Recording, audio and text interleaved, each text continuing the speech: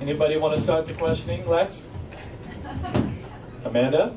Well, Feld promised me a little bonus to make it tight, you know. No. I don't know, after last weekend, it was just a mistake, and I learned from those things, and I just forgot about it and just moved on right after. I mean, there was nothing I can do after that, and, you know, it's tight coming into this racing, but, you know, it'll make it good for the fans, so still all good. Yeah, thanks for opening that one back up. I'm sure it's just what he wanted to talk about right now. Nice to see you gentlemen after last weekend. Thank you guys very much for acting like true professionals, I know, in the heat of the moment. Ken, for you, you ended up taking off. We ended up finding out that Stephanie actually texted you the results of Eli's performance last weekend. What was going through your mind when you heard the news that he didn't manage to capitalize completely on your mistake? Well, even right after that LCQ and I didn't make it, I knew that the track was is very technical, and the was real hard, so I knew it could mix things up.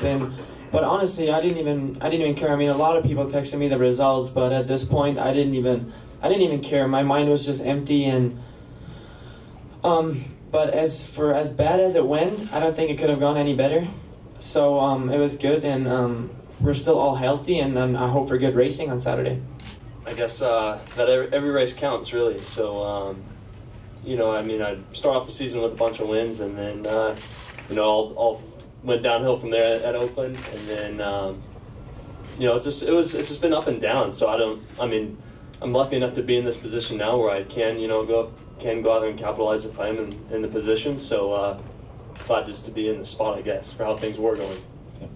I guess, yeah. I mean, any weekend you have you know, a weekend like I had last week in Orton, you know, I think any guy's going to go out there the next couple days and, you know, definitely take it out on the track. You know, so it gets you fired up for the next race and rounds. So it's just, I guess, how you manage it, because you can definitely take it too far to really jack you up. But yeah, that's just in us all, I guess. When something like that happens, if you know where you're at, and as you guys could see, then we, both of us, we have been going pretty good this year.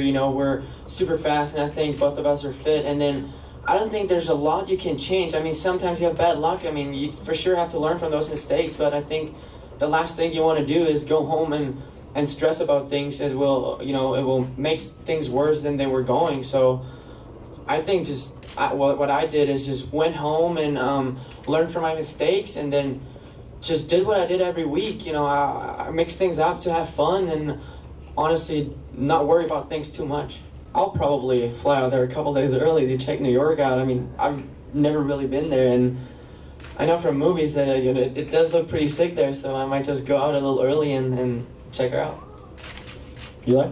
Yeah, New York will be cool. It's a whole new spot for us, and obviously there's a lot of people there too.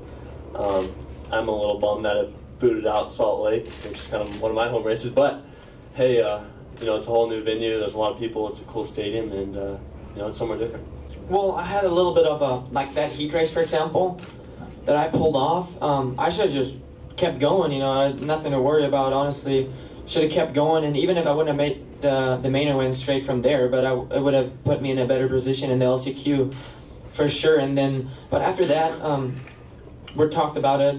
Like I said, I learned from that, and then I totally agreed. I mean, if someone would tell me I did that wrong and I think different and say, hey, this was totally fine, then there would be a little problem. But after that, I realized that why didn't I just keep going? And then in that LCQ, there's nothing I can do. I mean, those guys on the inside, I don't know what they were doing, but they just went straight. There was a corner, obviously, but I mean, those are just things I had to live with. It was my mistake, and learn from that, and hopefully never do it again.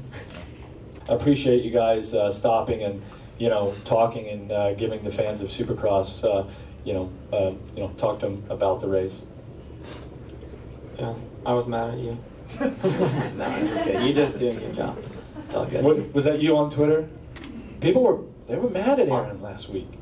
At her? Yeah. Can't believe you did that to Kim. Yeah. No, it's great TV, though. Great TV. Yep, exactly. Fans want to know what's happening, so. I think I was stunned looking at you.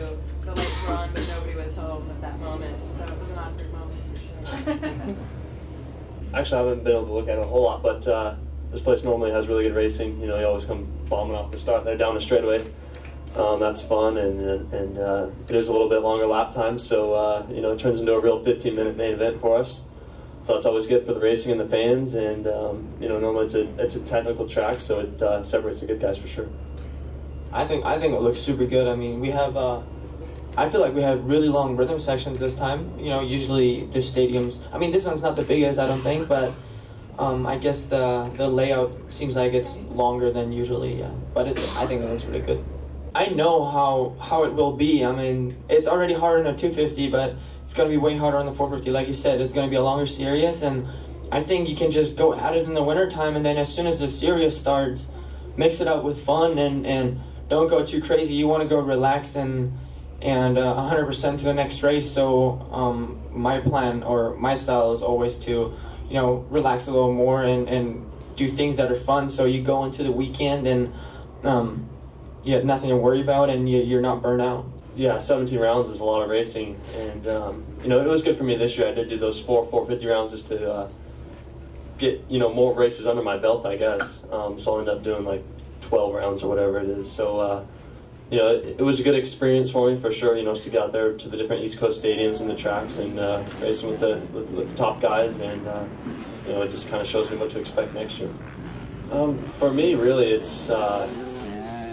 Everyone kind of says this, but it's just trying to take it as a normal race. You know, it's easy to get a little uptight. You know, when you really come into big races like this where stuff really matters. So, you know, just try to be normal as you can, I guess, and go out there, ride as loose as you can, and you know, just make it happen. For me, I mean, like he said, everybody says just take it as a normal race, but I mean, there is a little bit of I would say tightness. Like, you know, everybody makes you feel like this is the most important race and stuff. I'm just kind of like, I don't want to worry about anything, and I have a blast racing out there every weekend, so I'm just gonna go out there. Whatever happens is gonna happen anyway. So of course you can make your own luck, but I just rested and you know, just take it as a normal race and have fun out there. I think that's the most important thing, and when you have fun, you do good. I haven't actually had to talk to my dad about, you know, hey, this is what's going to go down this weekend or anything. So, you know, it really is just another race for me. Same thing with Roger. I went to the workshop, and of course he takes me to his side and asks how things are going, and he just wanted me to not worry about anything, like besides riding even, just don't stress about things, and he said just to keep calm. Good luck, guys. Thank you. Good luck, Tomac and Roczen. Do we have a stat? Do we know how many east and west have been won? Anybody have that stat handy?